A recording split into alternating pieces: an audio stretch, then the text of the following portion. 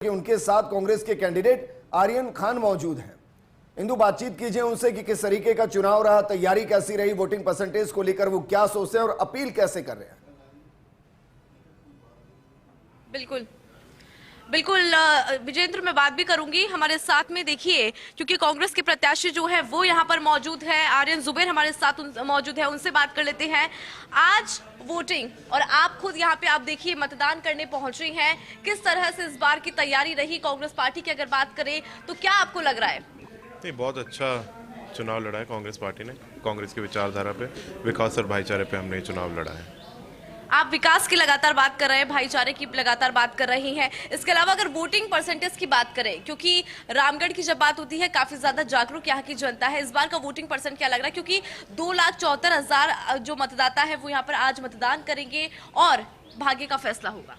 नहीं, बिल्कुल, देखिए, वोटर जितना जागरूक उतना बेटर, जितना ज़्यादा वोटर टर्नआउट उतना बेटर, क्योंकि लोकतंत्र का जो नींव रखी गई थी बाबा साहब द्वारा, वो इसलिए कि ज़्यादा से ज़्यादा पार्टिसिपेशन हो, लोग घरों से निकले, मत करें, और जितना ज़्यादा वोटर टर्नआउट हो उतना बेटर होता है डेमोक्रेसी के लिए।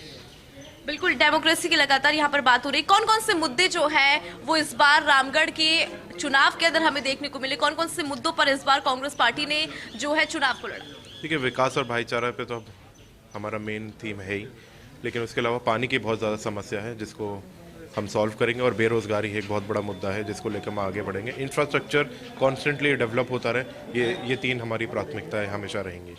किस तरह से, चूंकि आप खुद बेरोजगारी की यहाँ पर बात करें, बेरोजगारी का मुद्दा यहाँ पर उठाता है, तो किस तरह से जो रोजगार है उसको डेवलप किया जाएगा, कैसे और जो तमाम प्लेटफॉर्म्स है वो लोगों को उपलब्ध कराए जाएंगे? देखिए, दिल्ली एनसीआर होने के नाते दिल्ली मुंबई एक्सप्रेसवे यहाँ पे नया आया है, तो कनेक्टिविटी बहुत बेटर हुई है। तो नए इंडस्ट्रियल एरिया, इंडस्ट्रियल हब्स, जैसे नीमराना में जब हाईवे आया था तो कितना डेवलपमेंट आया था भिवाड़ी में, उसी की दृष्टि से देखते हुए यहाँ पे नए इंडस्ट्रीज और सेक्टर लाए जाएंगे, फूड पार्क, आईटी पार्क, इस हिसाब से, ताकि लोकल एरिया का भी डेवलपमेंट हो, इंफ्रास्ट्रक्चर डेवलपमेंट हो, रोजगार के भी अपॉर्चुनिटी। आर्यन जुबैर खान विकास की बात कर रहे हैं और उसी के आधार पर, विकास भाईचारे के आधार पर ही वो अपील भी यही कर रहे थे कि वोटिंग परसेंट भी बढ़ेगा, वोटर्स भी उनके पक्ष में आएंगे। कांग्रेस ने अच्छा प्रचार प्रसार किया और इसलिए कतार में लगे हैं, वो अपनी बारी का इंतजार कर रहे हैं। लेकिन रामगढ़ की जब बात कर रहे हैं विजेंद्र, अहम हो जाता है क्योंकि इस बार जरूर मैदान में है आर्यन जुबैर खान, लेकिन पिछले 3 बार के जो परिणाम रहे हैं, जो मुकाबला रहा है, वो कैसा था जानने के लिए चलिए सीधा रुख करते हैं सहयोगी दीपिका सिंघल का। Deepika, over to you.